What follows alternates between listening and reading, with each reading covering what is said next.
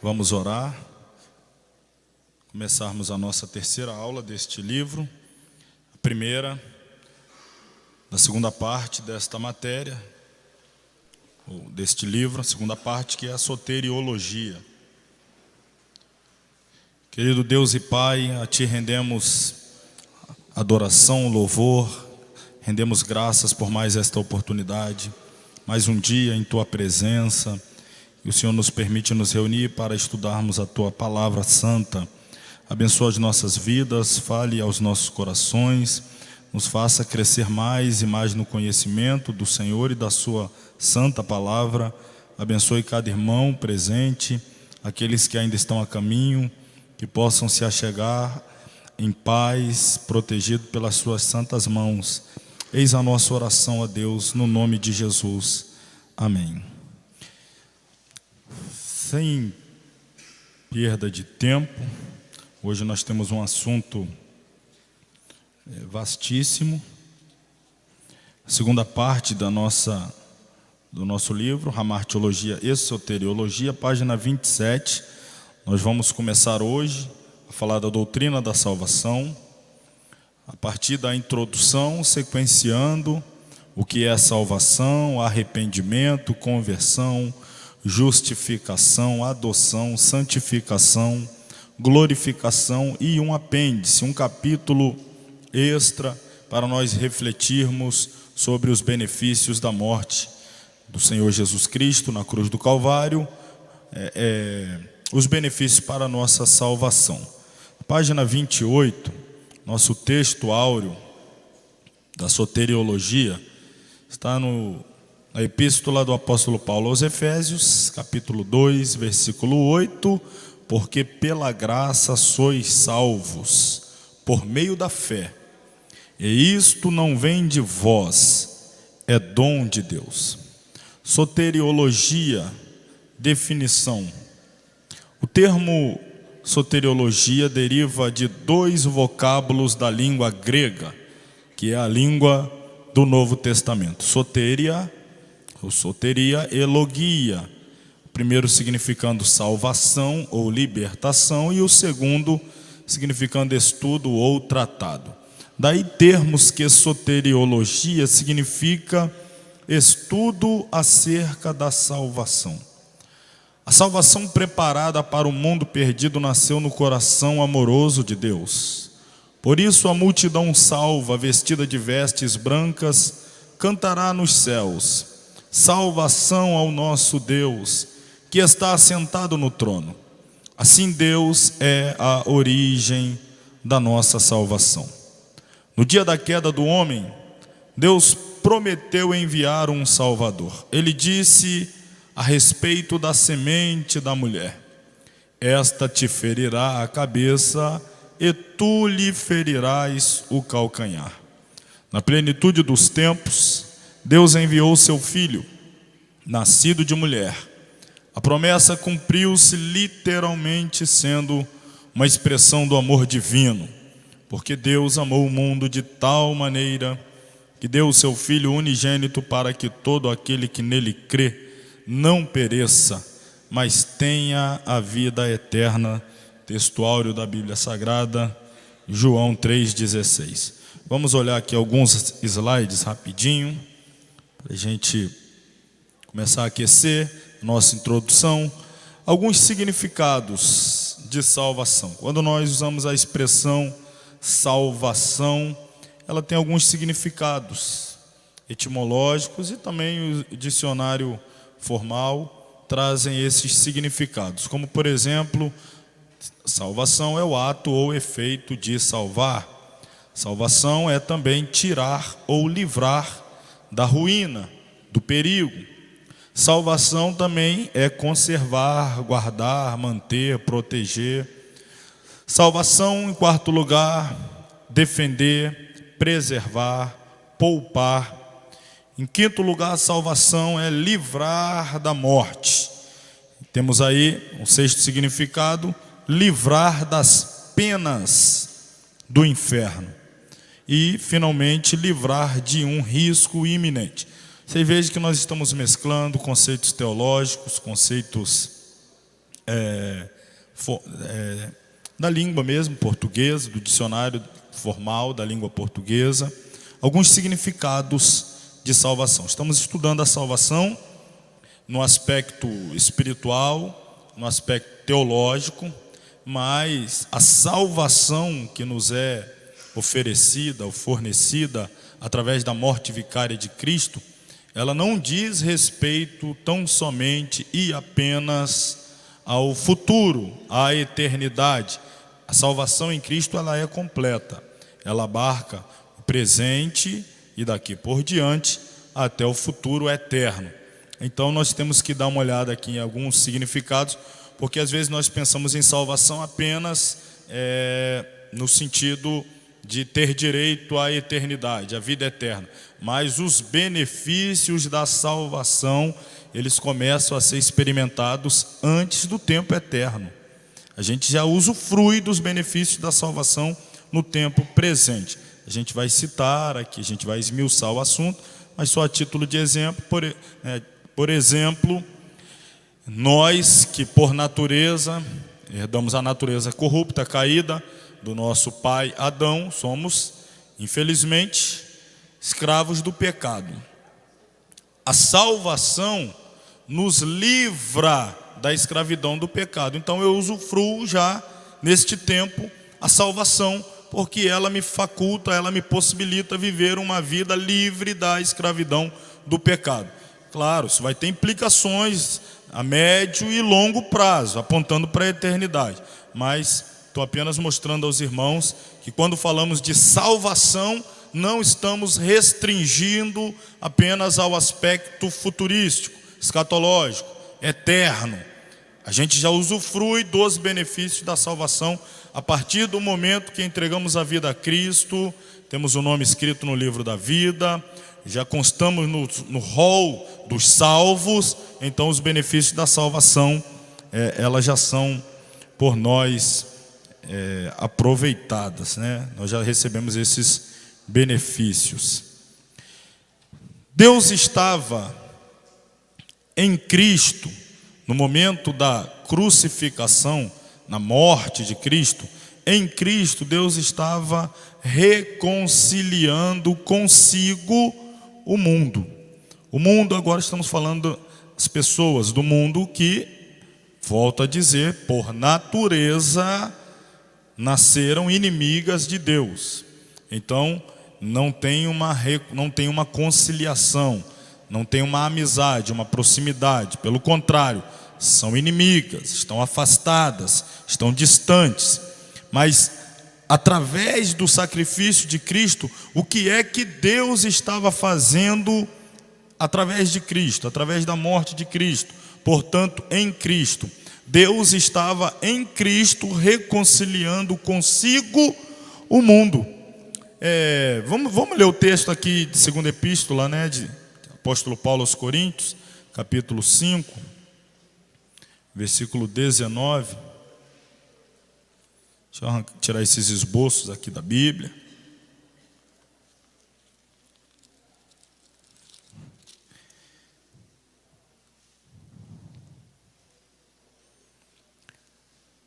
Isto é, vou começar no 17, embora a gente vai fazer uma exegese mais profunda do 17 daqui a pouco, mas só para contextualizar. Assim que se alguém está em Cristo, nova criatura é. As coisas velhas já passaram, eis que tudo se fez novo. E tudo isso provém de Deus, que nos reconciliou consigo mesmo por Jesus Cristo e nos deu o ministério da reconciliação.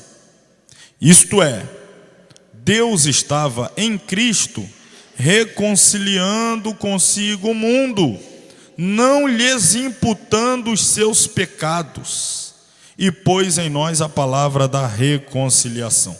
Quando o texto diz que Deus não estava imputando em nós os nossos pecados, é porque imputou em Cristo. Significa a transferência da dívida.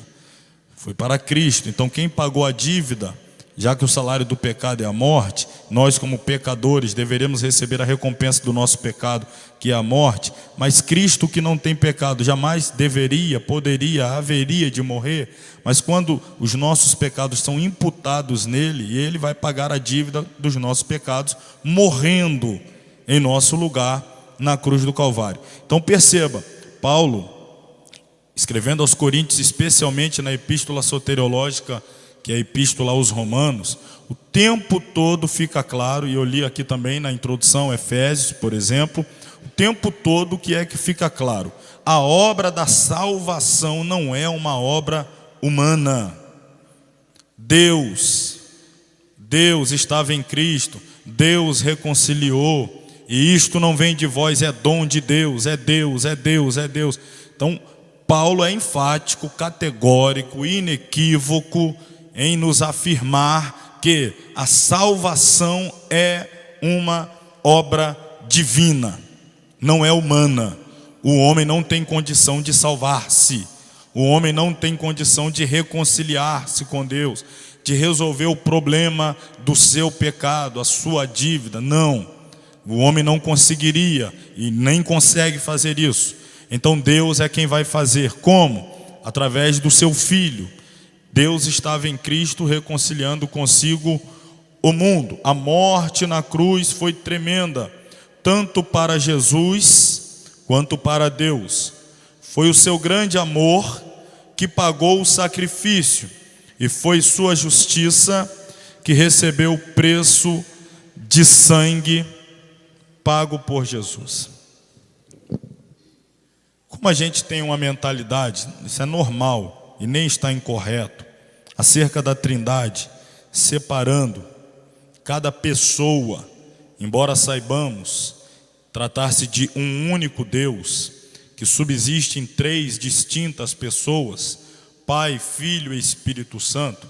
Então, por serem três pessoas, às vezes a gente é levado, não vou dizer tentado não, mas a gente é guiado na limitação do nosso entendimento, a preferir um em lugar de outro. A gente ama mais a um, às vezes pensa assim, não, Jesus, foi ele que morreu, o pai foi de certa forma cruel em permitir que o filho morresse. A gente tem uma visão do pai, do relacionamento veterotestamentário, e a gente tem a imagem do filho, daquele relacionamento amoroso que o levou ao Calvário, e o relacionamento próximo com o Espírito Santo, haja visto estarmos em sua dispensação. Mas do ponto de vista da pessoa da Trindade, que nós conhecemos pelo nome de Pai, o texto áureo da Bíblia diz que Deus amou o mundo, e este amor ele é aprovado por uma atitude. A atitude do Pai para demonstrar o seu amor pelo mundo foi que Deus deu o seu Filho. Então foi uma entrega que o Pai fez para trazer de volta o mundo para junto de si. Ele deu o Filho para resgatar o mundo.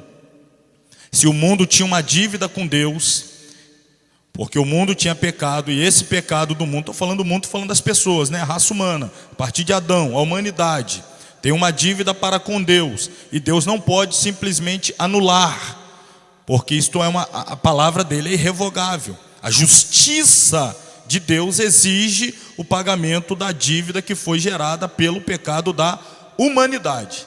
Lembra da aula passada? Humanidade, Adão, Adão, humanidade, humanidade, Adão, Adão, humanidade. Adão, humanidade, gerou uma dívida para com Deus. A justiça de Deus não pode anular essa dívida, fazer vista grossa, como um juiz que ama a pessoa a quem ele está julgando, então simplesmente faz de conta que não cometeu o delito por causa do amor. Isso é injustiça, isso é injustiça. Então a justiça de Deus, ela é colocada, vamos dizer assim, em prova, em teste, pelo fato de que ele não anulou a dívida do pecado do homem, da humanidade, para com ele. Como é que resolve esse problema? Já dizia aí um filósofo aí, toda problemática deve ter uma solucionática, né? Então, Como é que resolve o problema? Deus não pode simplesmente anular, fazer de conta que não existe. A justiça de Deus demanda o pagamento da dívida. A dívida está ali. A justiça de Deus exige que ela seja paga. Aí vai entrar em ação então uma outra característica, um outro atributo natural de Deus, chamado amor. Vou ler novamente aqui, ó. Está ali. A morte na cruz foi tremenda, tanto para Jesus, o Filho, quanto para Deus, o Pai. Foi o grande amor do Pai que pagou o sacrifício. Foi a sua justiça que recebeu o preço de sangue pago por Jesus. Então a dívida está aqui, ela precisa ser paga. Deus não anulou a dívida, mas o que Deus fez? Deus se fez homem, Deus encarnou, Filho encarnou, foi para o lado da humanidade, levou sobre ele a dívida da humanidade, pagou a dívida e a justiça de Deus recebeu o pagamento da dívida. Eu faço uma analogia, já fiz em outras ocasiões, ela não é precisa, não é literalmente assim, mas a gente está trabalhando com analogia, está trabalhando com alegoria, então não precisa necessariamente ser perfeita. Isso para facilitar a nossa compreensão. É como se Deus estivesse, o Pai, do lado de cá, do balcão. A dívida foi contraída, está sobre o balcão, e o Pai está do lado de cá, esperando o pagamento da dívida. Ele está do lado de cá. Como é que ele resolveu isso? O Filho, que está à sua direita, ele desce para o lado humano, assume a forma de homem, encarna, toma sobre ele os nossos pecados, morre, paga a dívida, e aí do lado de cá, recebe o pagamento da dívida. A dívida foi quitada, não há mais nenhuma pendência. Quem foi que fez isso? Aonde é que tem participação humana? Nenhuma. Isso é obra de Deus. Deus recebeu e foi Ele quem pagou. A justiça foi satisfeita e o amor foi manifestado. Deus está apaziguado em sua ira, porque foi satisfeita a sua justiça, porque o pecador que deveria morrer, alguém morreu no lugar do pecador, o justo pelo injusto. Então foi imputado em Jesus, o justo, os nossos pecados, e nós que estamos em Cristo, nos é imputada a justiça de Cristo. Então diante de Deus nós somos justificados. A gente vai traçar todo esse caminho. Isso é muito sério, irmão. Isso é doutrina da salvação. Porque a gente fala assim, irmão, Jesus te ama, Ele morreu por você. Alguém pergunta, mas o que tem a ver a morte de Cristo há 2000 anos atrás com a minha salvação hoje aqui? Você tem que mostrar todo o passo a passo soteriológico que nós estamos aqui traçando. A justiça de Deus, o amor de Deus, a justificação, a imputação do pecado, aí depois vem a adoção. Tudo isso é uma obra de Deus. O homem precisa crer, precisa aceitar, precisa receber este presente de Deus, precisa zelar por ele, mas não tem nenhum direito, nenhum motivo, nenhuma razão de se ufanar, de se vangloriar, como se tivesse algum mérito, como se tivesse algum motivo para tal, porque a salvação, repito uma vez mais, é uma obra de Deus. Vamos então prosseguir aqui, ó. Deus estava, fiz aqui a analogia dos dois lados do balcão de cobrança por nossos pecados, ou seja, Ele cobrou e Ele mesmo pagou. O Pai, o Filho, justiça, amor, dívida satisfeita, paga, quitada. Então a pena não está mais sobre nós, a sentença não está mais sobre nós, a cédula que nos era contrária já não está mais sobre nós. Cristo a levou sobre si. Cristo pagou a dívida em nosso lugar. Vamos continuar aqui na introdução, terminar. Deus estava, está no final da página 28, em Cristo reconciliando consigo o mundo. A morte na cruz foi tremenda tanto para Jesus quanto para Deus. Foi o seu grande amor que pagou o sacrifício. foi a justiça que recebeu o preço de sangue pago por Jesus.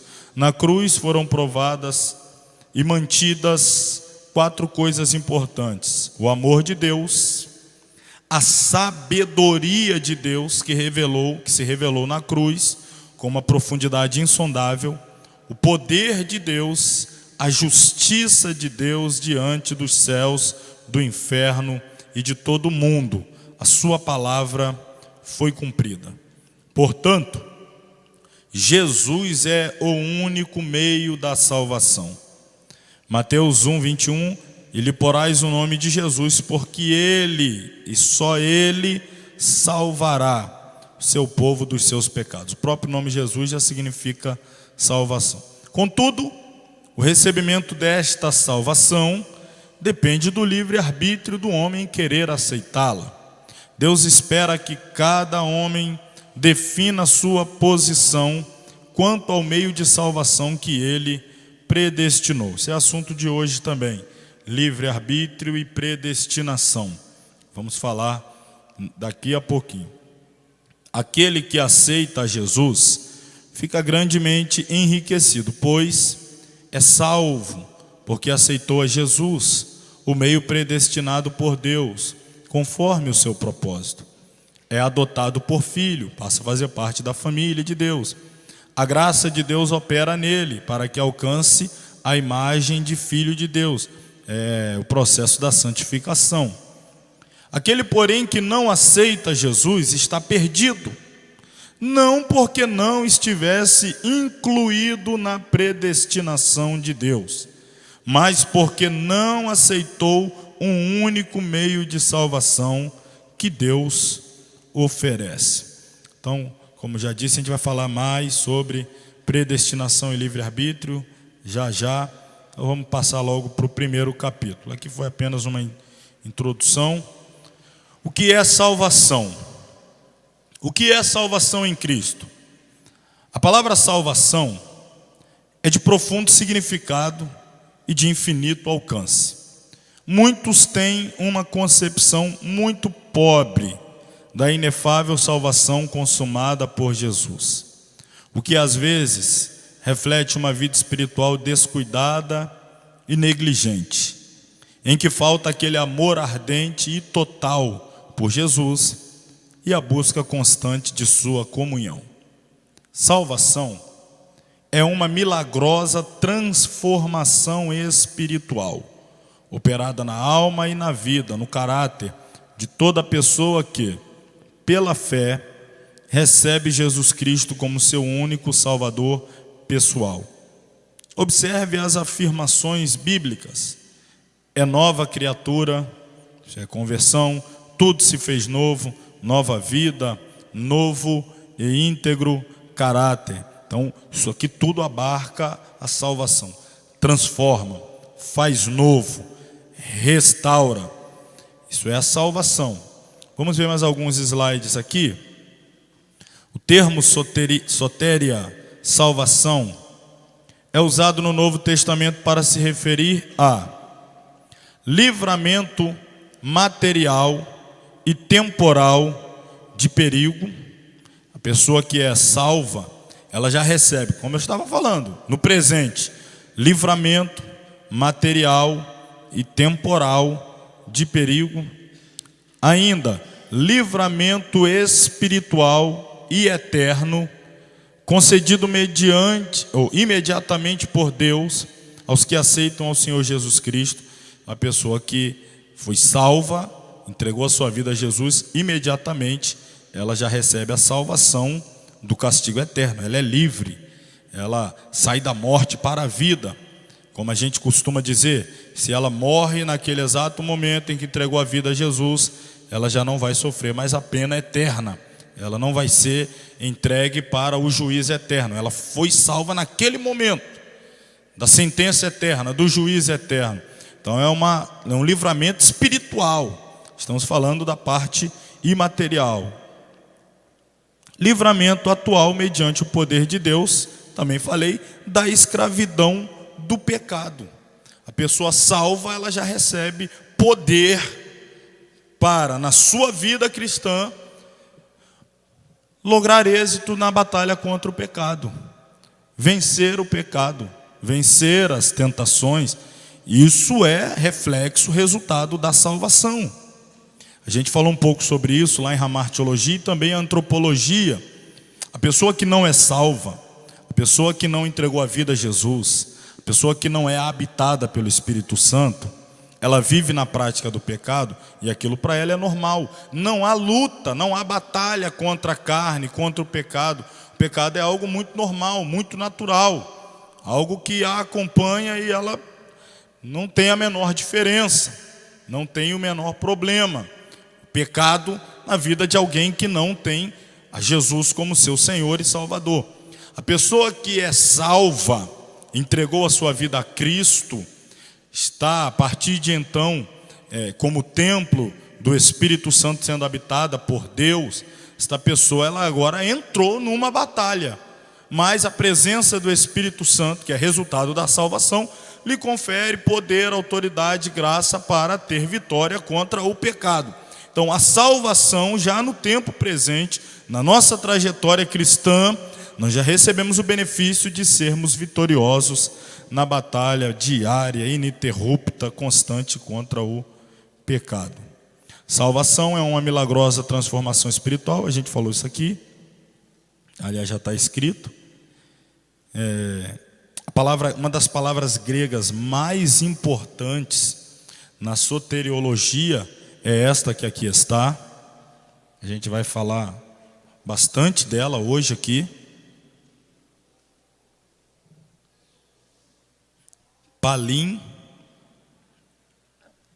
Palingnésia. Eu acabei não transliterando, mas isso aqui é um pi, um alfa, um lambda.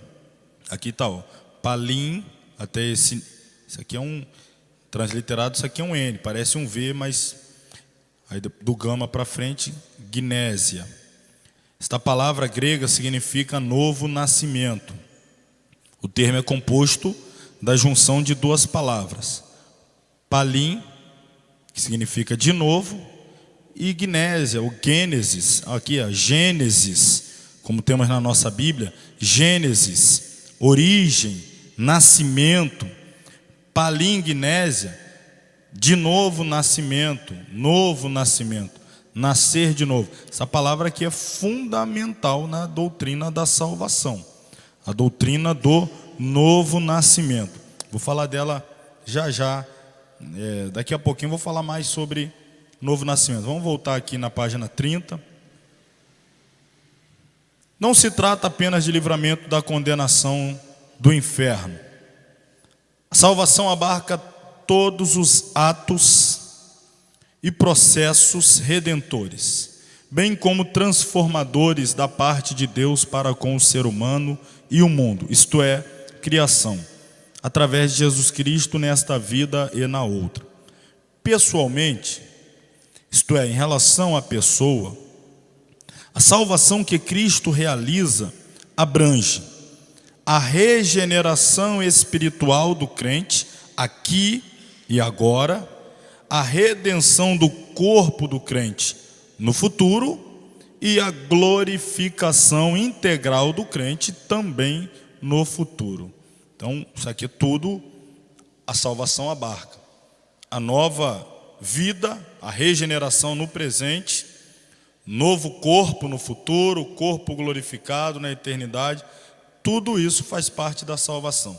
Estou falando bastante isso aqui para a gente, batendo nessa tecla, para não pensarmos na salvação apenas no aspecto futuro.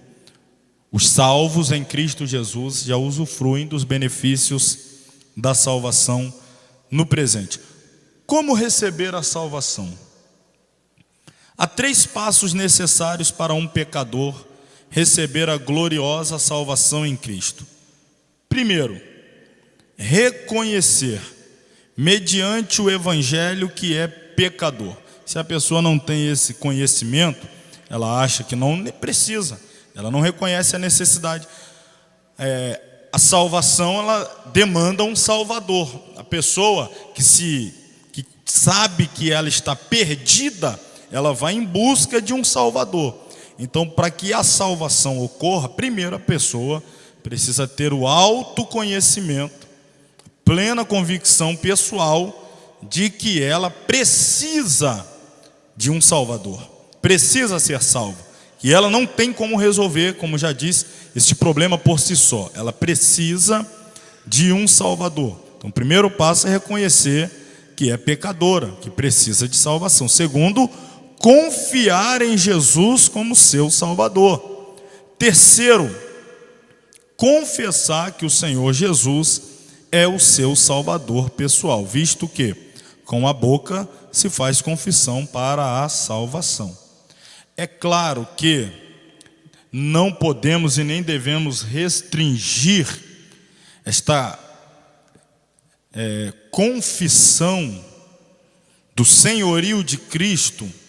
Não podemos e nem devemos restringir apenas as palavras. Não é apenas o ato de eu verbalizar: Jesus é meu Senhor. Confessar meramente com palavras: Jesus é meu Senhor. Isso precisa se manifestar através de atos práticos. Isso precisa ser materializado na vida cotidiana. Então, eu confesso com a vida, com o testemunho, que Jesus é meu Salvador. A minha mudança de vida, ela é uma confissão pública de que Jesus é meu Salvador.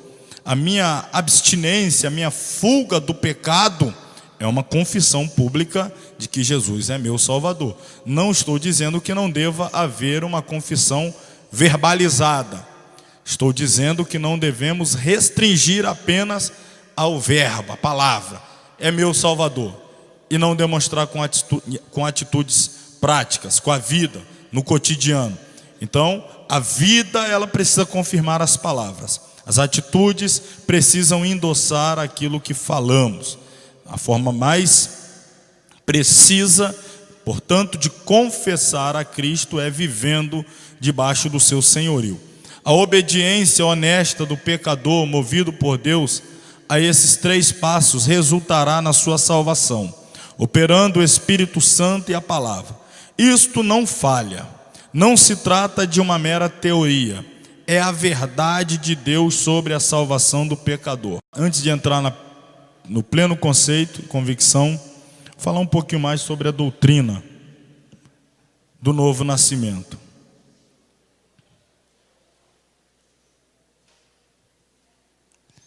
Vamos voltar a falar palingnese. Dentre tantos significados, a gente apresentou palim, de novo, gnésia, gênesis. Se você procurar um dicionário etimológico, por exemplo, o dicionário de Strong, um dicionário muito famoso de etimologias bíblicas, grego e hebraico, você vai encontrar lá várias definições para a palavra, ou vários significados etimológicos para a palavra palingnese. Eu trouxe aqui para nós hoje este significado que está lá no dicionário de Strong. Palingnésia é a volta das coisas aos seus lugares. A volta das coisas aos seus lugares. Palingnésia, nascer de novo, novo nascimento, voltar as coisas aos seus devidos lugares. A que coisas e que lugares está se referindo aqui esse significado de palingnésia? Voltar o que a que lugar? O que saiu do seu devido lugar e por que saiu? Qual é a necessidade então da palingnese de colocar estas coisas que saíram do seu lugar no seu devido lugar? O que está se referindo aqui? O que você entende? Estamos falando de salvação, nascer de novo, retorno da comunhão com Deus. O que é voltar ou a volta das coisas aos seus lugares? O que tirou as coisas? É claro que o conceito é amplo, é vasto, as coisas. Vamos restringir. Que coisas? Que coisas são essas que foram retiradas dos seus devidos lugares? Alguém tem alguma ideia de que coisas são essas que essa definição aqui está se referindo? Isso, Éden, queda, comunhão. Então vamos lá. As coisas aqui está se referindo à comunhão. As coisas, ou seja, a comunhão saiu do lugar por causa da queda. Onde? No Éden. Palinguinésia, voltar as coisas aos seus lugares, é voltar como era antes da perda da comunhão, por ocasião da queda, no Éden. Que foi falado aqui. Fazer as coisas voltar ao que era antes da perda da comunhão, em virtude da queda no Éden. Então, é voltar àquela comunhão. Reconciliar o homem com Deus. Reaproximar o homem de Deus. O homem voltar a ter dentro de si a vida de Deus, a vida que foi soprada lá no Éden. Aquela vida não é apenas física, mas é também espiritual. Ruach, o fôlego, o sopro, ruach, que em grego é pneuma, ruach hakodesh, Espírito Santo, pneuma ágios, Espírito Santo, hebraico e grego. Então foi soprado o ruach, que é traduzido por fôlego, vento, sopro, ar, mas também espírito. Deus estava soprando vida espiritual. O homem, quando ele recebeu o sopro, ele nasceu, vida física, vida natural, mas nasceu para Deus, para ter comunhão com Deus, para viver para Deus. Então recebeu junto vida espiritual. Deus disse: no dia que pecar, certamente morrerá. Pecou, continuou vivo, materialmente, mas a vida espiritual ele perdeu. Então é este resgate da vida espiritual. É o resgate do sopro, do fôlego. A gente já falou sobre isso em Cristologia. Episódio da ressurreição de Jesus, capítulo 20 de João. Reuniu os seus discípulos e fez o quê? Soprou sobre eles e disse: recebei o Espírito Santo. Sopro, vida espiritual. Eles tinham vida física, estavam recebendo de volta a vida espiritual. As coisas estão voltando à origem. As coisas estão sendo colocadas no seu devido lugar. A vida de Deus está sendo mais uma vez introduzida dentro do homem. Irmão, Deus fez o homem do barro. O Antigo Testamento fala sobre isso. Temos algumas analogias veterotestamentárias sobre o homem ser feito do barro, como por exemplo, capítulo 18, 19 de Jeremias, o vaso de barro na mão do oleiro. Paulo vai falar que nós somos vasos de barro, nas mãos do oleiro. O vaso, o invólucro, o corpo físico, que é barro, tem pouco valor. Tem pouco valor, um vaso de barro. O que tem valor mesmo é o que está escondido dentro do vaso de barro. O valor está oculto dentro do vaso de barro.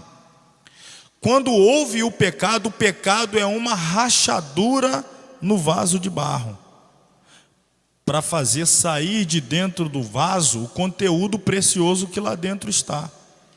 O vaso precisa ser restaurado antes de receber de volta o conteúdo precioso em seu interior. Porque se recebe de volta sem ter sido consertado, são esses avivamentos aí que a gente fala, que vê, que acontece, que a pessoa pula no domingo, mas na segunda não tem diferença nenhuma. Parece que recebeu, mas o vaso continua rachado, foi tudo embora. O vaso precisa ser restaurado. Então tudo isso aqui, todo o Antigo Testamento, até a cruz, desde o capítulo 3 do Gênesis até a crucificação, tudo isso daqui é a restauração do vaso, para ser devolvido o conteúdo precioso que é o Espírito Santo, a vida espiritual, a presença de Deus, em definitivo, dentro do ser humano, a volta das coisas aos seus lugares. Isto é, a morte e ressurreição de Jesus reconduziu o homem de volta a Deus. A morte de Jesus pôs o ponto final na supremacia, na soberania do pecado sobre toda a raça humana, Aqueles que estão em Cristo já não estão mais debaixo do domínio do pecado, portanto podem voltar e ter de volta a sua comunhão com Deus. Porque Cristo vem, Ele é o divisor d'águas. A cruz é este ponto de inflexão. Uma coisa é antes da cruz, outra coisa é depois da cruz. Uma coisa é antes da morte vicária de Cristo, outra é depois da morte vicária de Cristo. Então, a partir do sacrifício de Cristo, nós podemos voltar a ter comunhão ininterrupta com Deus. João 3,7: necessário vos é nascer de novo. Essa palavra aí, novo nascimento. O que é e o que não é novo nascimento? A gente está definindo. Hoje a aula aqui, a primeira parte aqui, o que é salvação, esse primeiro capítulo a gente tem que definir esses termos. Temos que tratar com essa teoria teológica. Salvação, novo nascimento, regeneração, justificação. Precisamos conceituar e entender bem o conceito. Então a gente fala de novo nascimento. Novo nascimento. Você quer ver uma coisa? Às vezes a pessoa escreve assim, já vi escrever ou falar. Quando alguém entrega a sua vida para Jesus, né? Aceitou a Cristo como Salvador. Aí diz assim, preguei no culto e tantas pessoas se converteram. Se converteram. A conversão ela não ocorre no momento, no ato da decisão. No ato da decisão de entrega da vida a Cristo. Isso ali é uma coisa. Conversão, a gente vai começar a perceber a conversão nos atos da pessoa depois no dia a dia. Então às vezes, isso é a confusão dos termos. Aceitou a Cristo, aceitou a mensagem, entregou a vida a Jesus, é uma coisa. Se converter é outra coisa. Arrependimento é uma coisa, conversão é outra. Pedro, quando pregou no Pentecostes, ele disse: arrependei-vos e convertei-vos. Depois você pode ler o texto lá. São duas coisas. Arrependei-vos primeiro e convertei-vos. Então você precisa saber o que é arrependimento. O que é conversão? A gente está tratando disso aqui, conceito. O que é novo nascimento?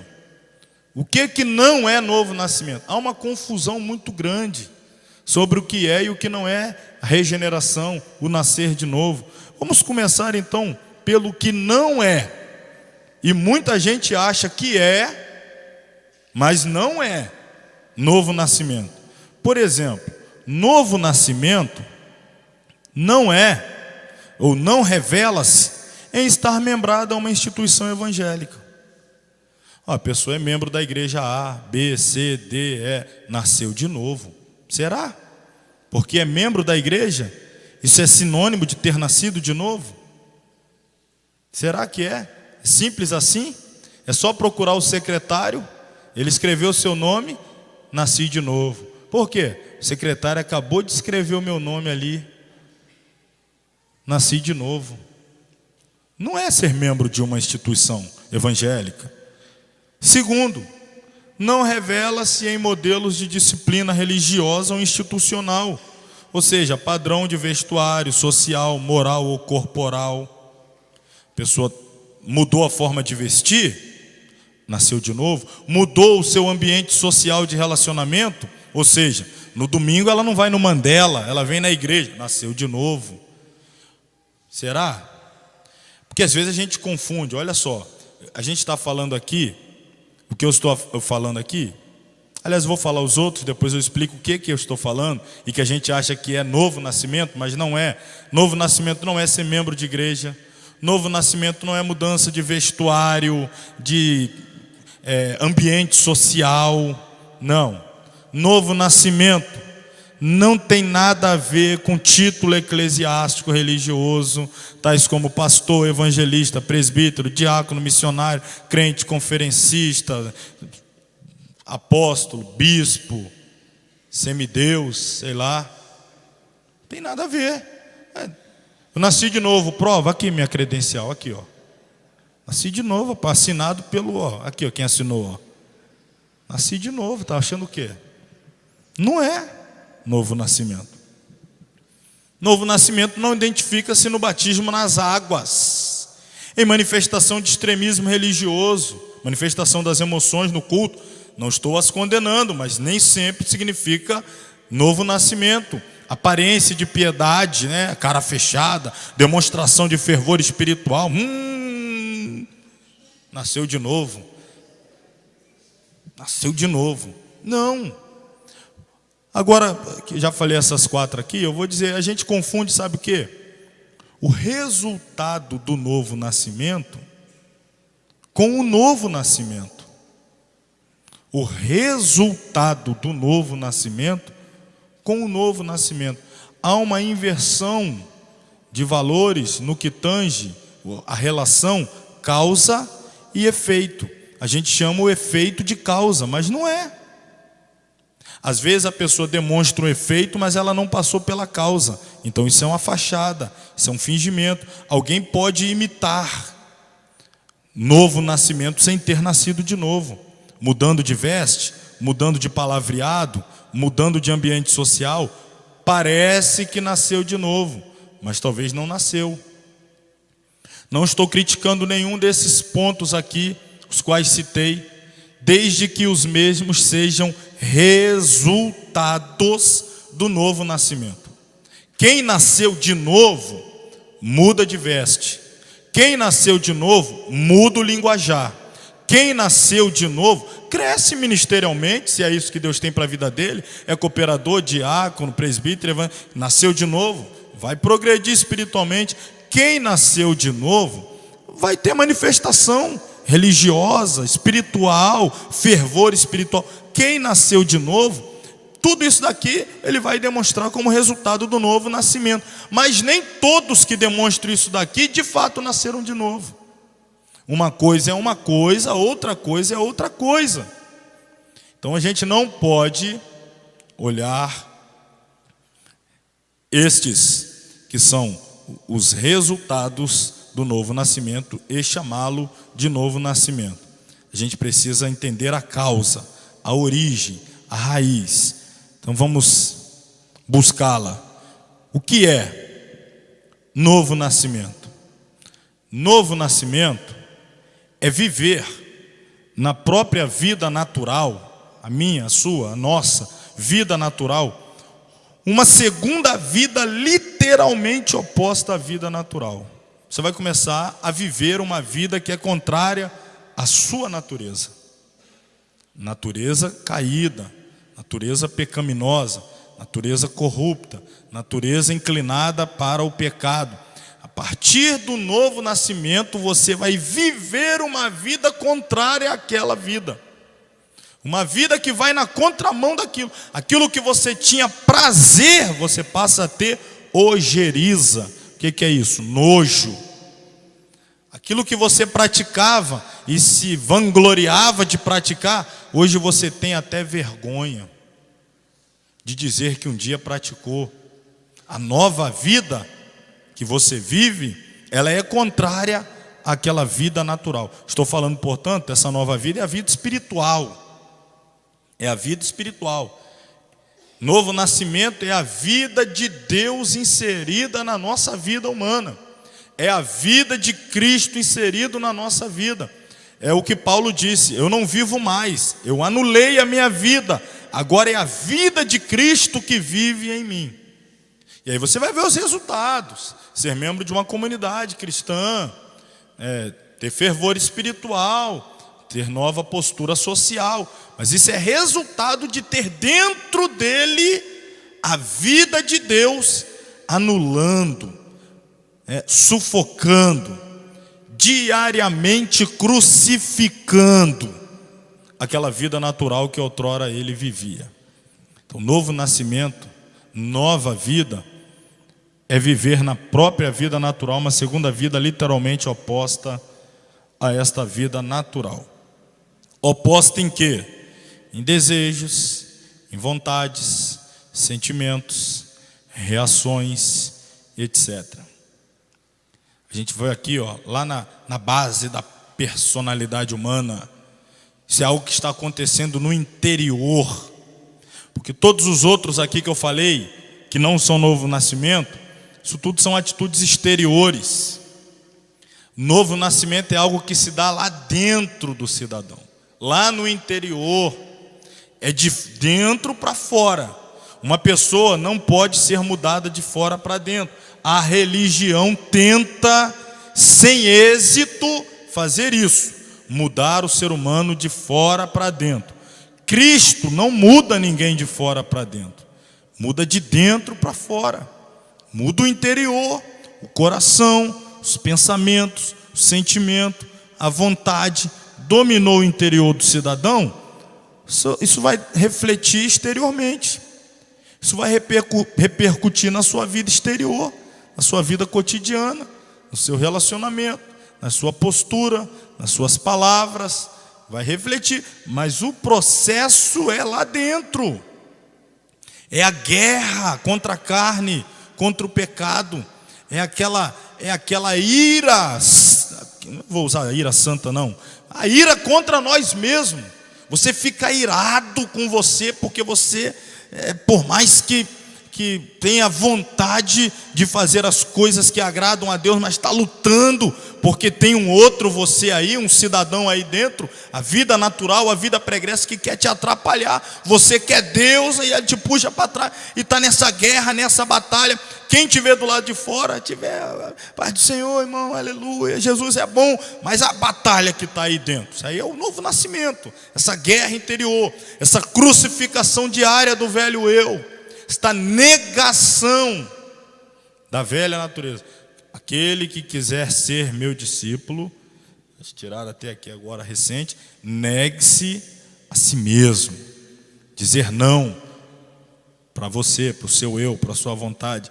Então, a pessoa que nasceu de novo, por que eu estou batendo nessa tecla aqui da origem? Tem muita gente que diz que é membro de igreja, A, B, C, é pastor, é obreiro, mas depois que veio para a comunidade evangélica, depois que se membrou na instituição XYZ, a vida dele não mudou nada. Ele continua querendo o que queria, buscando o que buscava, agindo como agia. Não há nenhuma mudança, nenhuma batalha interior, não, normal, só mudou. Ia na missa, vai no culto, fazia promessa para ganhar alguma coisa, hoje faz campanha. Só isso. Eu fazia promessa para ter as coisas, ficava no pé do santo. Hoje eu faço campanha dando oferta, envelope e voto para o pastor. Mudou só isso aí. Meu objetivo continua a ser o mesmo. Eu quero a casa, eu quero o carro, eu quero crescer, eu quero isso, eu quero aquilo. Só que eu estava tentando na igreja dali, agora eu vou tentar aqui. Mas também se não der certo, da mesma forma que eu troquei para cá, eu troco de novo. Aí para mim, eu estou indo atrás do meu objetivo. E as igrejas odiernas, é isso mesmo que elas estão oferecendo. Venha, você foi em tal lugar, foi em tal lugar, foi em tal lugar, não conseguiu? Chegou a vez de tentar aqui. Não tem nada a perder, vou tentar, vamos ver o que dá. Aí vai para lá. A propaganda é essa daí, ó. Se você foi na igreja X e não deu certo, na igreja Y não conquistou e tal, vamos fazer a campanha forte aqui que você vai ver se você não consegue. A pessoa vai para lá com objetivo. Eu vou lá para conquistar o que eu quero. Não tem mudança de vontade, não tem mudança de vida, só vai mudar o local onde ela vai continuar tentando satisfazer a sua carne. Como é que eu posso chamar isso de novo nascimento? Ela é membro de uma igreja, né, de uma instituição terrena, uma igreja com I minúsculo, talvez até obreiro, talvez até parou de ouvir Zeca Pagodinho, está ouvindo aí Cassiane, passou a botar o CD da Damares no carro. Nossa, aí mudou de vida, hein? Será? Pode ser, como pode também não ser. Então a gente não tem como olhar apenas este fator, estereótipo, e falar de novo nascimento. Isso é um processo interior, isso é uma briga constante, cotidiana, da velha natureza com a nova natureza. O ser humano, olha que triste, né? Mas é assim que ele nasce. Nasce como? nasce morto para Deus. Nasce morto para Deus. Porque é nascimento natural. Nasceu da carne. Nasceu da semente de Adão. Nasceu com a natureza pecaminosa. Não tem vida espiritual. Nasce morto. O primeiro nascimento, portanto, representa a morte. O segundo nascimento representa a vida plena, a vida eterna, a vida em Cristo. O segundo nascimento é o nascimento espiritual. O segundo nascimento, nascer de novo, é receber vida espiritual, é receber a vida de Deus, é receber a vida eterna. Já começa no momento em que a recebemos. Então, revelação de Jesus a Nicodemos, o capítulo do novo nascimento. Em verdade te digo, Jesus está frisando, verdadeiramente te digo que, se alguém, não interessa quem seja, não interessa o título que tenha, não interessa, se não nascer de novo, não pode ver o reino de Deus. Nicodemos era religioso, príncipe da sinagoga, era líder na sinagoga, vestia-se como religioso, falava como religioso, andava como religioso, estava lá dentro como um líder da religião. Chegou para Jesus: o que eu faço para herdar a vida eterna? Jesus: não interessa se você é religioso, se você é líder, se você é pastor, não estou interessado. Só tem uma coisa que é necessária, só uma: nascer de novo. E a gente, não tem muito tempo eu disse isso, a gente prega muita coisa importante em púlpitos, mas temos pregado pouco que é necessário. Já parou para pensar sobre isso? É importante falar de escatologia? É importante. É importante você falar de eclesiologia? É importante. Convém. É importante, mas temos falado pouco sobre o que é necessário. Jesus disse: só uma coisa é necessário: nascer de novo. A gente prega muito sobre coisas importantes. Tem lugar que não prega nada importante, muita bobeira, trivialidade, futilidade. Mas tem muito lugar que prega coisa importante. Mas estamos deixando de pregar o que é necessário. Necessário é nascer de novo. Nicodemos, quer ver o reino de Deus? Uma coisa é necessária: nascer de novo. Então, o primeiro nascimento, o nascimento da velha natureza, o velho, nasce assim, escravo do pecado, condenado ao inferno. A pessoa, quando nasce de novo, ela é liberta aqui do peso do pecado, e ela agora está rumando, caminhando em outra direção, em direção à eternidade com Deus. Então, irmãos, importante isso aqui, olha, se quiserem anotar ou usar a tecnologia aí, né, a modernidade, é só tirar foto do slide que eu vou colocar aqui. Preste atenção. Primeiro ouça, eu vou deixá-lo aqui. Todo aquele que nasce apenas uma vez, fatalmente morrerá duas. Nasceu uma vez, vai morrer duas. Nasceu uma vez, o que é nascer uma vez? Nascimento natural, todos nós passamos por esse. Nasceu uma vez, vai morrer duas: morte física e a morte eterna. Porém, todo aquele que nasce duas vezes, morrerá apenas uma. E eu vou melhorar isso aqui para você dar um glória a Deus. Você está muito quieto aí, Vou melhorar aqui, Em nosso caso, o quê? Nenhuma. Nasceu duas vezes, não vai morrer nenhuma. Nem morte física, eu estou acreditando que a gente vai conhecer. Nem morte física, que dirá morte espiritual e eterna. Vamos ser arrebatados. Então, pegue isso aí. Nasceu uma, vai morrer duas. Se nasceu apenas uma, vai morrer duas. Se nasceu duas vezes, vai morrer talvez, vamos colocar aí, talvez morra uma vez. Mas bato na tecla, estou acreditando que não vamos nem saber quem é essa tal de morte aí. só de ouvir falar. Vamos ter que perguntar para Jesus, afinal de contas, quem era essa tal de morte que tanto falava lá? É aquela ali que eu venci, que eu estou jogando lá dentro do lago de fogo e enxofre. Era aquela ali, ó. Porque eu não tô, quem está querendo conhecer a morte aí? Ser arrebatado. Não, vou repetir aqui o que eu disse em outra ocasião. Ouvi de um amigo lá de São Mateus, ele falando: nós somos a geração que temos certidão de nascimento, mas não teremos certidão de óbito. Somos essa geração.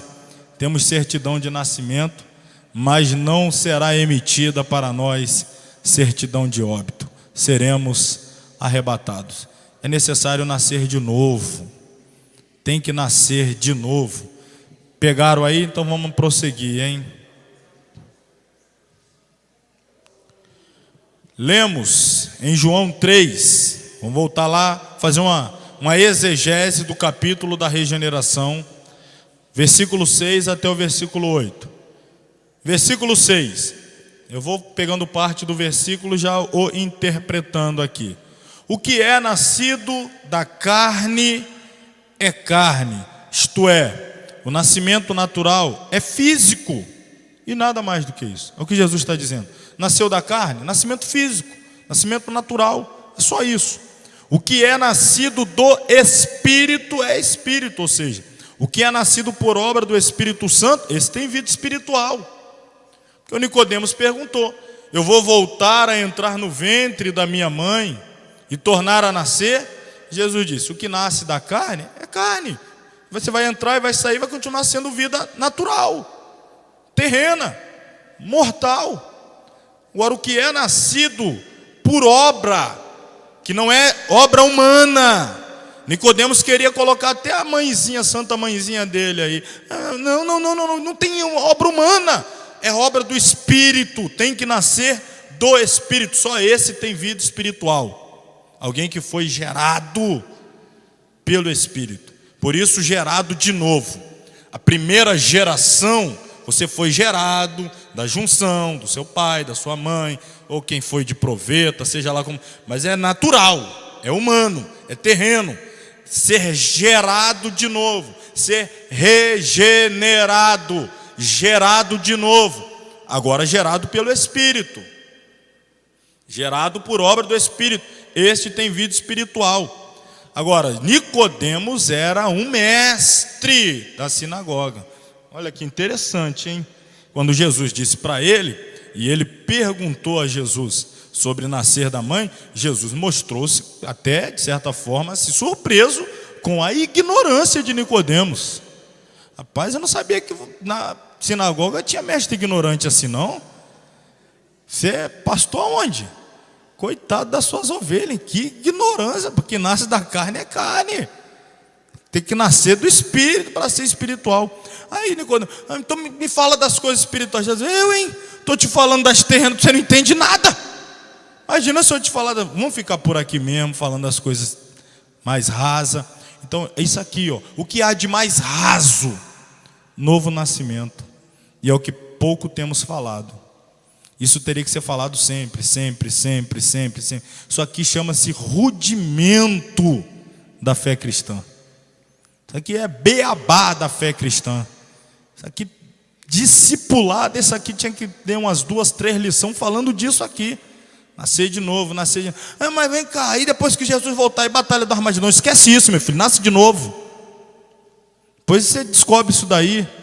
Não, e vem cá, e os anjos? Os anjos têm sexo, o Miguel é maior do que o Gabriel. Rapaz, esquece isso, nasce de novo. A gente está querendo saber de coisa, mas já nasceu de novo?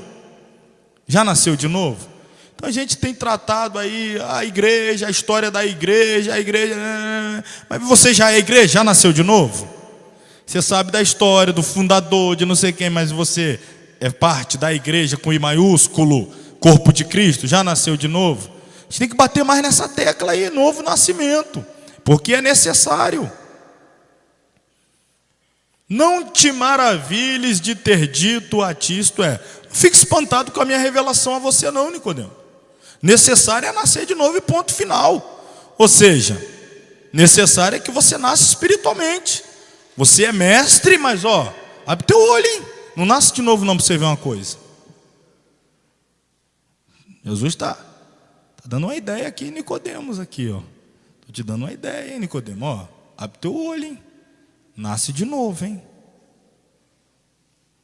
O vento sopra onde quer, isto é, o vento vai onde ele quer.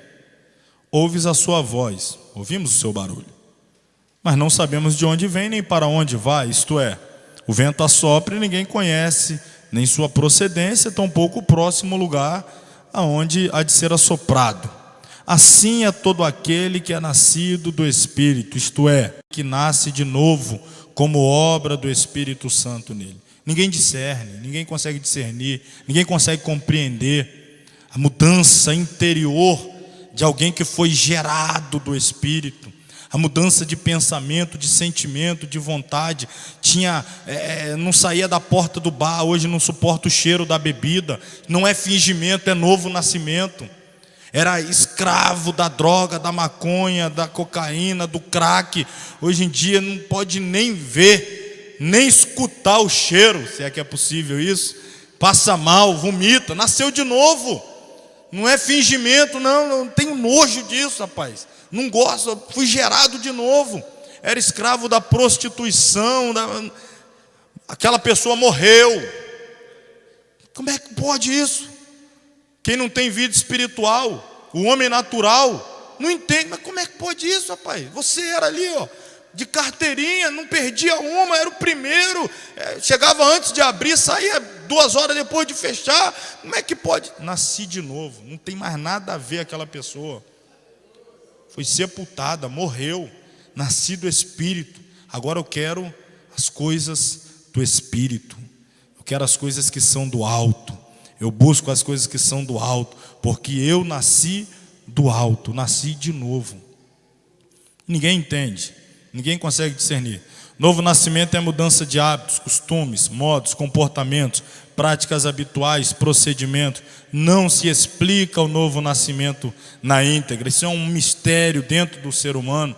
Isso é algo que você não consegue explicar o passo a passo. Isso é a obra de Deus.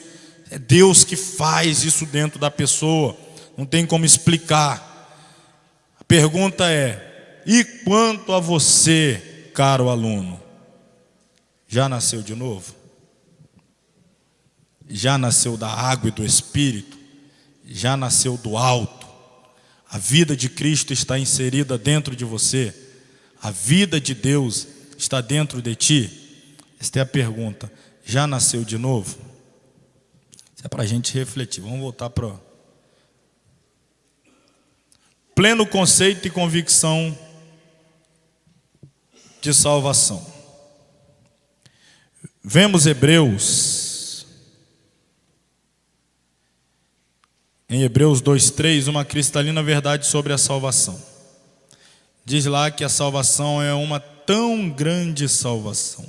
O que denota esta expressão? Ela diz respeito às riquezas imensuráveis da salvação, às bênçãos subsequentes a ela, à eternidade infinita dela, ao seu alcance imensurável e à sua sublimidade. Se todos os crentes tivessem uma plena visão da salvação, se pudessem ver plenamente ao longe a tão grande salvação que receberam, com certeza teriam atitudes diferentes no seu dia a dia. Teríamos tanto regozijo, tanta motivação, tanto entusiasmo, tanta convicção, tanto anseio e enlevo pelo céu, que não haveria na terra um só salvo descontente, descuidado, negligente e embaraçado com as coisas desta vida e deste mundo. Ademais, teríamos uma tão profunda compreensão do que é o céu, e por isso teríamos tanto desejo de ir para lá, que o diabo não teria na igreja um só fã, um só admirador de suas coisas, um só aliado. Mas há crentes que admiram e gostam das coisas do maligno, e às vezes até se aliam a ele, por mais que não admitam, pelo fato de não atentarem para a tão grande salvação, tornam-se vulneráveis às investidas do tentador.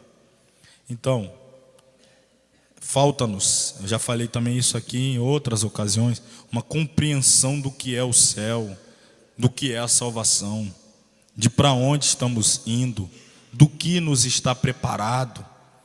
Se nós tivéssemos uma compreensão mais ampla, mais profunda, né, ninguém cogitaria brincar com a sua salvação. Ninguém estaria perdendo tempo e colocando em risco a sua salvação. Estaria buscando com força, com vigor, com dedicação, entusiasmo, com ânimo, está cada vez mais junto, mais próximo de Deus. É como Enoque. Enoque, no seu tempo, ficou enojado do mundo, do tempo em que vivia. Em um tempo em que ninguém andava com Deus, Enoque andava com Deus. Em um tempo em que a corrupção era generalizada, o pecado campeava em todas as partes, Enoque não tinha prazer, não era atraído, não era engodado, não era seduzido por nada que o mundo do seu tempo oferecia. Enoque só tinha prazer em uma pessoa, Deus. Ele andava com Deus. Só que aí o capítulo 5, que vai naturalmente anteceder o capítulo 6, que é a destruição do gênero humano pelo dilúvio, em virtude justamente dessa pecaminosidade, salvando-se Noé e sua família, Deus já havia decidido, está lá no início do capítulo 3, versículos 2, 3 e 4, retirar o seu espírito da terra por conta da pecaminosidade humana. A gente vai ter aí uma mudança dispensacional, vai sair da dispensação da consciência para o governo humano, em virtude da pecaminosidade excessiva do homem, a corrupção. Então Deus já havia decidido retirar o seu espírito por conta da pecaminosidade humana. Porém, Enoque andava com Deus. Enoque tinha prazer na comunhão com Deus. Aí a situação, já disse em outra ocasião, era essa. Deus queria retirar o espírito dele, mas ao mesmo tempo tinha prazer em andar com Enoque. Como é que faz? Se eu quero retirar o meu espírito da terra, mas não quero deixar de andar com Enoque, só tem um jeito: vou tirar Enoque. É o que vai acontecer com a igreja. A igreja tem que ser como Enoque, não ter prazer neste mundo, nessa terra, ter prazer em Deus. E quando Deus decidir punir esta terra com os juízos que já estão preditos, prescritos no Apocalipse, estou falando da grande tribulação, antes de Deus enviar juízo, Deus vai tirar aqueles que têm prazer em andar com Ele. Antes de castigar quem me odeia, quem não me ama, quem não me busca, quem não me honra, eu vou tirar aquele povo que é meu, que tem prazer em mim, que ama estar comigo. Então, e esse dia está chegando, eu sinto isso. Esse dia se aproxima muito, de forma acelerada, o dia de encontrarmos face a face o nosso Senhor. O valor da sã doutrina. Neste estudo sobre a soteriologia, devemos ter em mente que estamos tomando como base a sã doutrina. Tu, porém, fala o que convém a sã doutrina. Eu vou pular esses 2 parágrafos aqui, depois vocês dão uma lida em casa. Vou falar de predestinação divina e livre escolha humana. A gente vai precisar de tempo aqui, então vamos a ela. Na Bíblia, temos tanto a predestinação divina como a livre escolha humana. É bíblica. Predestinação divina é bíblica. Livre escolha humana, livre arbítrio, é bíblico. A gente precisa saber coadunar essas duas doutrinas bíblicas sem que haja contradição. É bíblico, volto a dizer, a predestinação divina, e é bíblico também o livre-arbítrio humano. Precisamos ter habilidade, sensibilidade espiritual para conjugarmos as duas doutrinas que são bíblicas, sem provocarmos atrito, contradição entre elas. E é isso que nós vamos ver aqui nesta parte. Na Bíblia temos tanto a predestinação como a livre escolha em relação à salvação, mas não uma predestinação em que uns são destinados à vida eterna e outros à perdição eterna. Mas a palavra de Deus não apresenta uma livre escolha humana como se a salvação dependesse de obras, esforços e méritos humanos. Esse aqui é o X da questão. Os que falam contra a livre escolha, eles defendem com unhas e dentes. Se é a livre escolha, se é o homem que decide, então tem mérito do homem. E a salvação não é obra humana, é obra divina. Não é dom, não é tarefa do homem, é dom de Deus.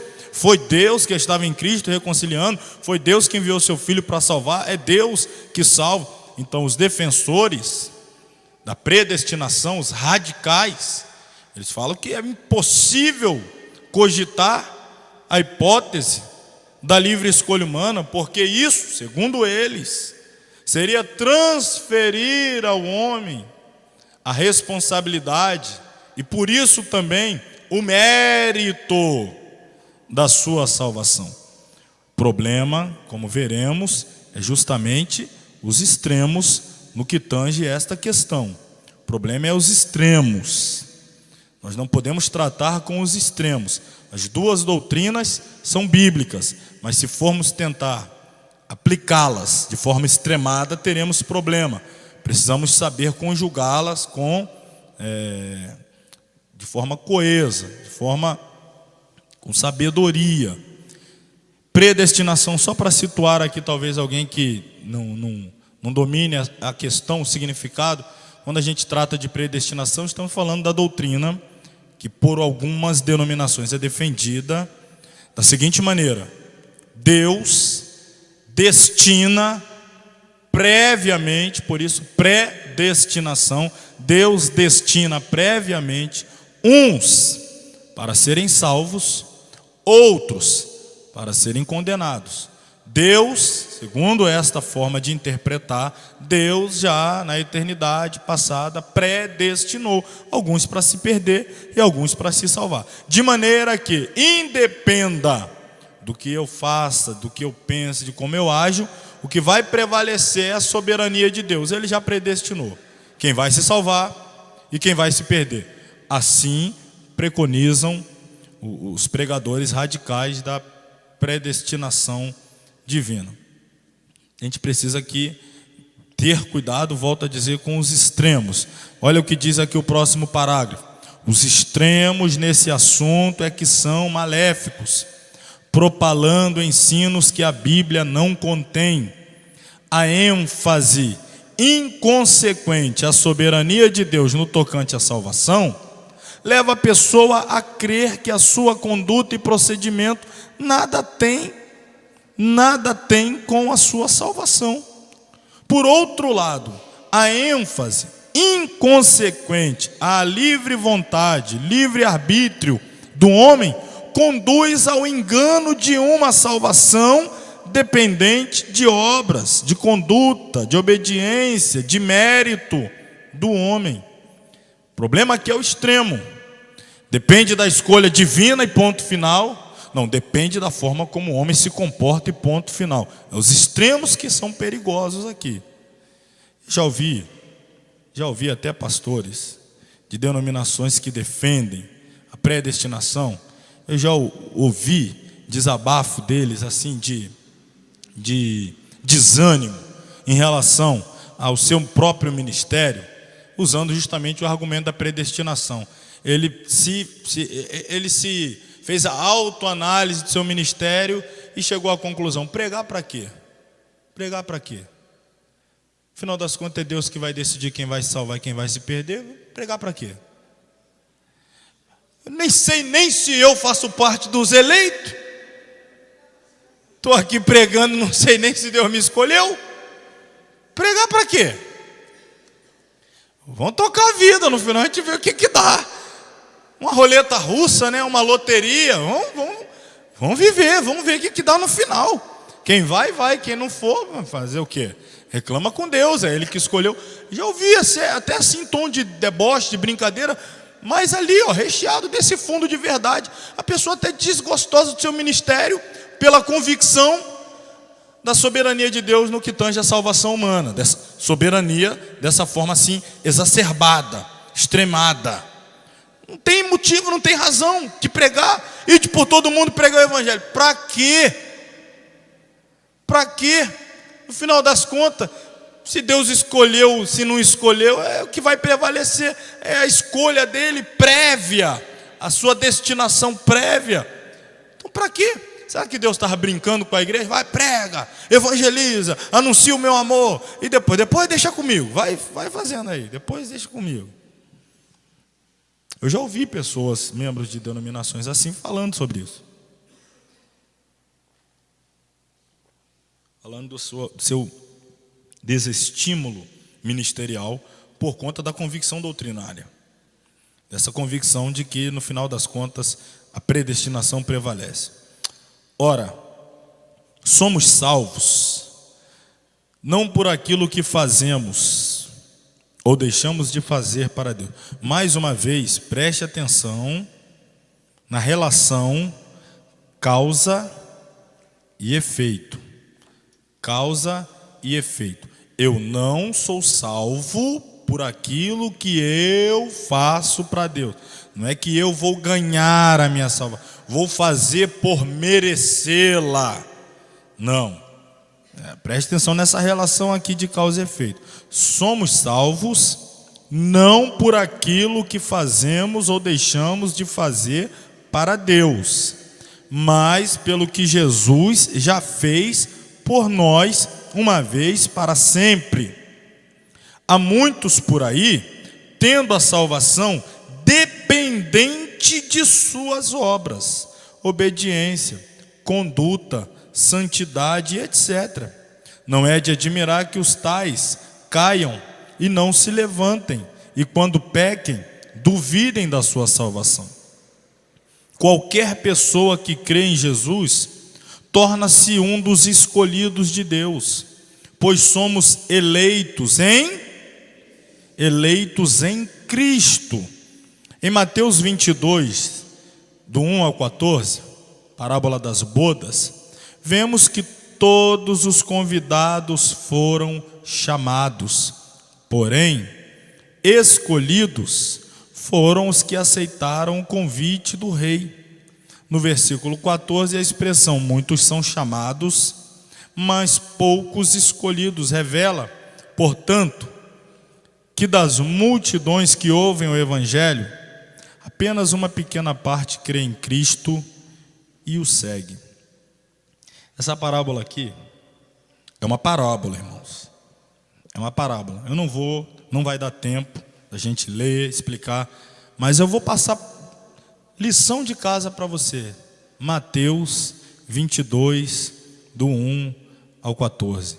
Leia de novo. Eu vou te dar uns detalhes aqui, vou te dar uns ganchos aqui, para você, quando ler esse texto, pensa sobre isso aqui que eu vou lhe dizer. Primeiro, é uma parábola das bodas. Só para você lembrar, né? O que diz Mateus 22? Certo pai, é uma parábola, era um rei, ia convidar muitos para o casamento, a festa das bodas do seu filho. Mandou o servo então sair a convidar. Foi, convidou, quando voltou, o servo disse: olha, um disse que não vem por causa disso, o outro disse que não vem por causa daquilo, o outro não vem por causa daquilo outro. O rei ficou enfurecido, porque aqueles que eram amigos e deveriam participar das bodas rejeitaram o convite. Houve um segundo convite. O rei diz: as bodas já estão prontas, não tem como cancelar. Então você vai fazer o seguinte: você vai sair pelos becos, pelos valados, pelas vielas, você vai pegar aí os necessitados, os pobres, miseráveis, carentes, traga todos eles para virem participar da festa das bodas. De repente, o salão onde ocorria a festa das bodas estava lotado. Eles aceitaram o convite e vieram. E aí chega lá no finalzinho da parábola e acontece um ponto que muita gente fica assustado. O rei está caminhando por ali, vendo os convidados, de repente ele vê um e ele faz a pergunta: como é que você entrou aqui sem estar vestido de vestes nupciais. Aquele homem emudeceu. Aí o rei deu a ordem: peguem ele e joguem fora, ou lancem fora, em um lugar onde há pranto, onde há dor, onde há ranger de dentes. Pegaram e o retiraram daquele ambiente. E aí a parábola termina: porque muitos são chamados, mas poucos são escolhidos. Bom, você vai ler depois essa parábola, mas preste atenção. Isso vai depender também um pouco da versão bíblica que você vai utilizar. Eu sugiro aí a King James, sugiro também a Revista Atualizada. Vai te ajudar um pouquinho mais. Um detalhe: primeiro, é uma parábola. Segundo detalhe, você tem que ter em mente o casamento judaico. Não é o casamento nosso do século 21. Um casamento judaico. Não vou entrar nos detalhes do casamento, mas você sabe que levava muitos dias, muitos convidados para a festa e tal. Agora eu vou te dar mais um último detalhe. Muita gente fica assim: mas como é que pode? Ele entrou na festa e depois foi retirado da festa? Quer dizer que ele foi para o céu e tiraram ele de lá, ele participou da festa e depois... Não. Tem duas festas ocorrendo ali. Duas festas. Você vai olhar depois com calma. Quem já casou aqui? Vamos melhorar isso aqui para você entender. Quem não casou, você não vai entender nada. Brincadeira, vai entender sim. Quando você casou, você que casou, depois do casamento lá, da cerimônia aqui, o pastor teve festa. Não interessa se foi na porta da igreja, no salão lá em cima. O meu foi mesmo na frente da igreja com os irmãos ali, nem saímos, foi dentro da igreja. Mas depois da cerimônia, teve uma festa. Quem teve uma festa aí, por mais simples que fosse depois da cerimônia? Você teve seus convidados, amigos, parentes. Aquela festinha básica para 2.000 pessoas você deve ter feito lá. Os 2.000 mais íntimo e tal. Seja lá quanto for, que seja só a família, só os parentes mais próximos. Teve uma festa. Esta festa, preste atenção, que você deu ali, chamada recepção. Abraça um, abraça outro, tira foto, corta a gravata. Hoje um monte de coisa que inventa. Isso é a festa das bodas. Isso é a festa das bodas. Seu amigo participa, né? Lá no seu casamento, seu amigo, seu primo, seu tio, o cunhado, tá? A festa das bodas e tal e tal. Quando terminou a festa das bodas, não sei se foi 2 da manhã, se foi 3, se foi 4, se foi 5, chegou o momento, principalmente para os varões, mais aguardado: a festa das núpcias. Aquele povo todo que participou com você da festa das bodas, você levou ele para a festa das núpcias também? Irmão, agora chegou a outra parte, vamos lá. Ó, festa das bodas, todo mundo até aqui. Agora a festa das núpcias, agora é outra história. O cidadão que estava na festa das bodas queria entrar na das núpcias sem vestes nupciais. Depois você lê a parábola, você vai entender a diferença. Ó, aqui na igreja está todo mundo na festa das bodas, meu irmão. Na igreja, aqui ó, nas núpcias, não é todo mundo que está nas bodas. Pegou aí, Tiago? Dá uma mensagem, não dá não? Com festa de convidado das bodas, vocês estão aqui. Quem está com as vestes nupciais para entrar lá? Para encontrar o noivo, para se casar com o noivo. Aí é outra história, é outra intimidade. Aí só para você ter uma ideia, você vai ler lá: festa das bodas, recepção. Agora chegou a hora das núpcias. Que história é essa? Não, sem veste nupcial. Você participou das bodas. Núpcia não. Trevas exteriores, ranger de dentes, porque você foi chamado. Não foi escolhido, porque vou voltar aqui, ó. Chamado, eu vou voltar. Qualquer pessoa que crê em Jesus torna-se um escolhido de Deus, pois somos eleitos em Cristo. Em Mateus 22, de 1 a 14, vemos todos os convidados foram chamados, porém escolhidos foram que aceitaram o convite do rei de usar as vestes nupciais, que é o próprio rei. Quem é que adorna a noiva, irmão? É Cristo. As vestes nupciais é Ele que fornece, é Ele que veste a noiva. Você quer ver? Vamos lá para a festa das núpcias, Apocalipse. A festa nupcial é aqui, ó.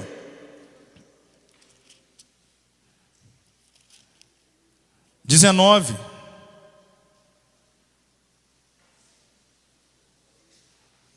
Versículo 7. Vai falar primeiro das bodas do Cordeiro. Regozijemo-nos e alegremo-nos e demos-lhe glória, porque vindas são as bodas do Cordeiro. E já a sua esposa, não é mais noiva, é esposa, se aprontou. Foi-lhe dado o que lhe vestisse de linho fino, puro e resplandecente, porque o linho fino são a justiça dos santos. Foi-lhe dado o que vestisse. Foi-lhe dado. É o próprio Cristo que veste, que adorna com as suas obras de justiça, a santidade, a pureza, santificando a igreja, purificando, adornando. Então, a pessoa que não permite ser adornada com as vestes nupciais, ela não vai participar da festa das núpcias. Não permitiu que o noivo a adornasse, não vai participar. Foi chamado, convite é para todos, venham, Jesus te ama. Agora que veio, deixa ele vestir você com as vestes nupciais, para você ter direito para entrar lá. Se não, foi chamado, não foi escolhido. Por quê? Isso não é a parte dele, é porque a pessoa não aceitou, não permitiu ser vestido das vestes nupciais. Mas depois você lê isso aí com mais calma. Eu falei assim por alto. Deus elegeu para si um povo chamado igreja, e não indivíduos isoladamente. Somos predestinados porque somos partes da igreja de Deus. Não somos partes da igreja porque fomos antes individualmente predestinados. Se na igreja, como corpo de Cristo, alguém individualmente se desvia e não volta, em nada a eleição, a predestinação da igreja é alterada. Se não houvesse o perigo real de queda definitiva para o crente, por que a Bíblia advertiria com tanta ênfase para que ninguém caia? Porque se viverdes segundo a carne, morrereis. Romanos 8,13. Portanto, irmãos, procurai fazer cada vez mais firme a vossa vocação e eleição, porque fazendo isto, nunca jamais tropeçareis. Segunda de Pedro 1,10. Antes subjugo o meu corpo e o reduzo à servidão, para que pregando aos outros, eu mesmo não venha de alguma maneira ficar reprovado. 1 aos Coríntios 9,27. Marcos 13,13. Aquele, porém, que perseverar até o fim, será salvo. Então, se não houvesse possibilidade de queda, de perda, como nós dizemos, da salvação, porque esses versículos aqui nos falando de ser constante, de vigilante, de ter cuidado para manter a nossa vocação e eleição, para não fraquejar, para continuar perseverando. Por que desses textos? Uma vez salvo, salvo para sempre, como eles dizem? Perigoso. Recentemente houve mais uma polêmica dessa aí, com um dos grandes baluartes da referida denominação que assim prega, dizendo que se a pessoa é eleita, ou seja, predestinada a ser salva, abandonou a igreja, morre no pecado, sem ter tido tempo de retornar, Deus vai dar um jeito porque ela é predestinada. Saiu, quem viu isso aí? Saiu aí, ficou passando aí pela internet aí, quem viu? Não viram não? Depois eu falo para vocês então. Ficou correndo, isso aí deu um debate tremendo. O mesmo entrou em um outro debate, falando que se um eleito, ou seja, se um predestinado cometer suicídio, ele não perde a salvação, porque é predestinado. Uma semana depois entrou esse outro debate, deu outra polêmica. Ele, se suicidar, mas ele for um predestinado, não perde a salvação, porque foi predestinado. Agora, se o outro não era predestinado, vinha à igreja, não faltava, tudo certinho, bonitinho, mas não era predestinado, azar o seu. Você não era predestinado. Então, uma polêmica tremenda. Esse negócio de uma vez salvo, salvo para sempre. E essa questão da predestinação, não perde a salvação, foi falado. Assim, o crente deve obedecer a Deus, não para que a sua obediência o salve ou o mantenha salvo, mas como uma expressão da sua salvação, do seu amor e da sua gratidão para com aquele que o salvou. Em outras palavras, eu não obedeço para ser salvo, obedeço porque sou salvo. Eu não congrego para ser salvo, congrego porque sou salvo. A relação de causa e efeito não é o que eu faço para alcançar a salvação, mas é resultado da salvação, é resultado da regeneração, é resultado da nova natureza. Por que eu venho à igreja? Eu tenho prazer em estar onde Deus está, com os filhos de Deus, adorando a Deus. Isso é resultado da minha mudança de vida. Não é para ser salvo, mas é porque sou salvo. Então, o livre-arbítrio, o que eu faço, não o faço para ganhar, adquirir, merecer a salvação, mas é uma expressão de gratidão pela minha salvação. É uma expressão da minha obediência, do meu amor por aquele que salvou-me, por aquele que entregou a sua vida por mim. É diferente, não é mérito, não é buscar fazer por merecer, é fazer para de alguma forma agradecer, ainda que nunca vamos conseguir agradecer, mas pelo menos viver uma vida em gratidão a Jesus que se entregou por nós. Antes de finalizar, deixa eu ver, já são 9h10. Vocês vejam que hoje propositalmente não tivemos intervalo. Eu tentei, a gente até falou outro capítulo, mas essa doutrina aqui é muito importante a gente ficar mais tempo nela. Predestinação, palavra grega proorismos, significa o quê? Determinação formada por Deus de conduzir os justos à vida eterna.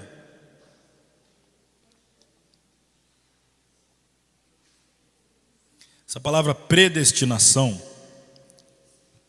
ela aparece na Bíblia. Quando ela aparece, ela diz respeito a uma determinação formada por Deus de conduzir os justos à vida eterna.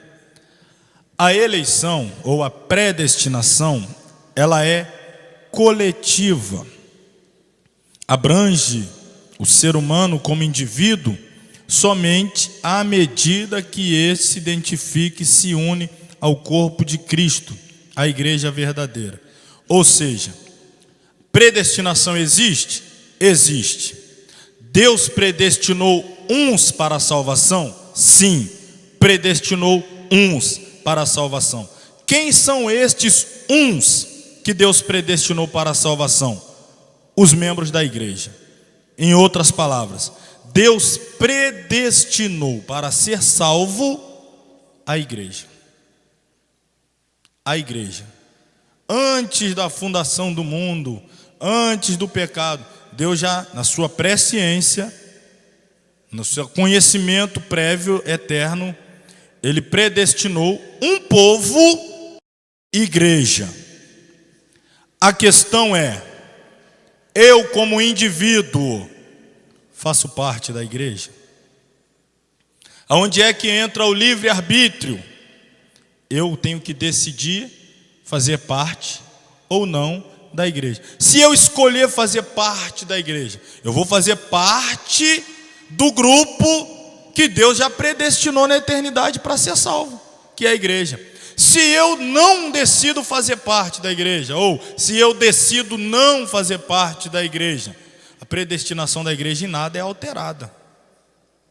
Eu é que perdi o único meio o qual Deus predestinou para se salvar, que é a igreja. Quando eu falo igreja, não estou falando da instituição, é o corpo de Cristo, É o corpo de Cristo. Deus predestinou os lavados, os remidos. Deus predestinou Cristo para salvar e aqueles que estão em Cristo para ser salvos. Por isso a Bíblia diz: predestinados em Cristo. Quem está em Cristo está predestinado. Quem não está em Cristo, é ele que decidiu se afastar do grupo que Deus predestinou. A predestinação, olha aqui, é coletiva, não é individual. Deus predestinou um corpo, a igreja. Cada indivíduo escolhe se faz ou não parte deste corpo da igreja. Então agora é comigo. Eu quero ser igreja ou não quero ser igreja? Independente daquilo que eu decidi, não vai mudar a predestinação de Deus. Deus predestinou a igreja para se salvar. Agora é comigo, se eu vou fazer parte deste grupo, deste corpo ou não. Nota final: a predestinação não é um decreto exclusivista que Deus condena previamente a uns e outros salva. Segundo a palavra de Deus, predestinação é uma oferta salvadora através do comportamento pessoal de cada indivíduo. A gente gosta muito de usar como exemplo, tá?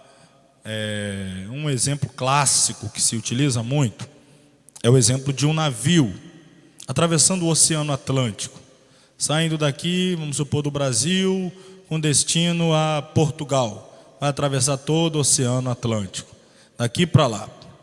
Quando ele sai do Porto de Vitória, ele sai predestinado, ele tem um destino prévio. Chega lá, Portugal. Então ele saiu daqui predestinado, com destino prévio, Portugal. Aí estamos lá no Porto de Vitória, convidando as pessoas a entrarem neste navio que vai sair do Porto de Vitória com destino a Portugal, atravessar o oceano. Aí as pessoas aceitam o convite de entrar nesse navio. Vamos, está saindo daqui a pouco com direção a Portugal. Venha. Vem um, vem outro, entra. Outros passam, falam, não quero. O navio está predestinado, o destino dele está previamente traçado, Portugal. A chamada está sendo feita para vir entrar e fazer essa travessia. Uns estão dizendo sim, outros estão dizendo não. Ok, vamos supor lá, entrou 1000 pessoas no navio. O navio zarpou em direção a Portugal. Aí está indo mar adentro, né? Atravessando o oceano. Aí chega num dado ponto dessa imensidão do oceano. Alguns que estão dentro do navio resolvem pular para fora do navio. O fato dele ter pulado para fora do navio altera o destino final daquele navio? A pessoa que escolheu sair fora, o navio continua indo o destino dele. O outro pula, o navio continua indo. Lá no meio do caminho tem uma ilha deserta que alguém está lá e conseguiu fazer sinal e entrar. Entrou no navio, pegou no meio do caminho, entrou. Essa é uma analogia que a gente está fazendo. A igreja está indo para o céu. A igreja está indo para o céu. Está predestinada ao céu. Nada vai tirar a igreja da rota dela. Ela vai chegar lá. João viu a igreja lá. Quando revelou o Apocalipse, ele viu a igreja lá. A questão é: eu faço parte da igreja que João viu lá? Eu estou dentro dessa igreja? Eu faço parte dessa igreja? A igreja vai chegar lá. Se eu faço parte dela ou não, aí é o livre-arbítrio. Aí é a minha escolha. Se eu faço parte por um tempo, decido pular fora, a igreja vai continuar caminhando para o céu. Seja lá quem for que decidir sair fora da igreja, ela vai continuar indo. Alguém entra, ela está indo. Alguém sai, ela está indo. A igreja está predestinada à eternidade com Deus. Então, predestinação é bíblica, só que ela é coletiva. Livre-arbítrio é individual. Cada um escolhe, cada um decide aceitar ou não a salvação que Deus oferece. Mas não tem outro caminho, não tem outra verdade, não tem outro meio de receber vida eterna. Só este que Deus predestinou. Quem escolher fazer parte deste, fica de pé para a gente orar.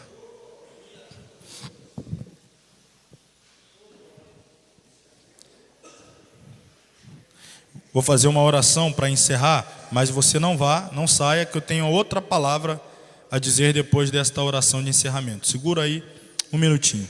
Querido Deus e Pai, te louvamos, te bendizemos por mais esta aula, por este momento que passamos aprendendo mais da Tua Palavra, agora falando desta doutrina tão importante, doutrina da salvação, que fala, Senhor, profundamente aos nossos corações, à nossa vida, falando, Senhor, da mudança de vida, dos benefícios da morte do Teu amado Filho, Senhor Jesus, em nosso lugar. Continue abençoando, Senhor, a Tua igreja, o Teu povo, nos ajuda, nos fortalece, nos guarda, nos leve em paz aos nossos lares, continua nos ajudando e com as Suas mãos poderosas estendidas sobre cada um de nós. É a nossa oração no nome de Jesus. Amém. Amém.